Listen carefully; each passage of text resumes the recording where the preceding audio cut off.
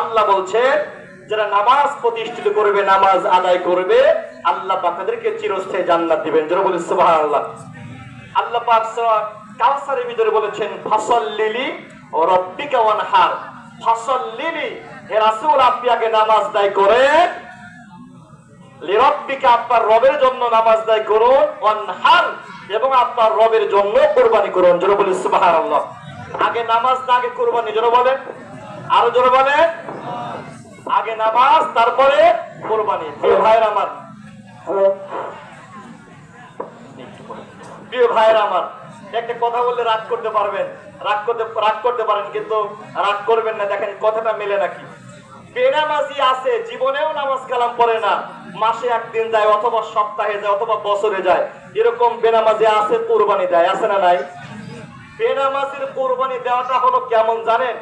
ল্যাংটা ব্যক্তি মাথায় পাগড়ি পরা, ল্যাংটা ব্যক্তি যদি গায়ে কাপড় চোপড় না থাকে মাথায় পাগড়ি পরে, বিষয়টা কেমন হবে বলেন তো ভাই? ওর সতর ঢাকা হলো বেশি জরুরি। আগে পাগড়ি পরা বেশি জরুরি না সতর ঢাকা বেশি জরুরি?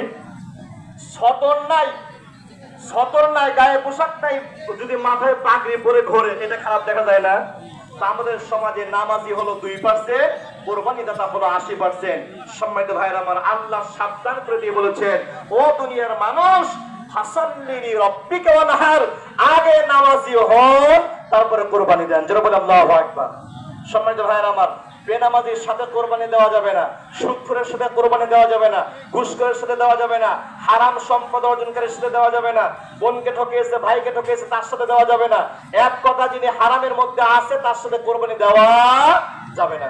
তবে বেনামাজির ক্ষেত্রে একটা কথা আছে, বেনামাজি আগে নামাজ পড়ে নাই, এখন কোরবানি কিনেছে, তিনি যদি তাদের কাছে এসে বলে যে ভাই আমি একেবারে আল্লাহর হস্তে আমি ভালো হয়ে গেলাম, আল্লাহর হস্তে আল্লাহি রাব্বুল কাবা, আল্লাহর কসম করে বলি আমি ভালো হয়ে গেলাম, এই অর্থ থেকেই নামাজি হয়ে গেলাম, আর নামাজ কাজা করব না, যদি এরকম হয় তাহলে তার সাথে কোরবানি দেওয়া যাবে।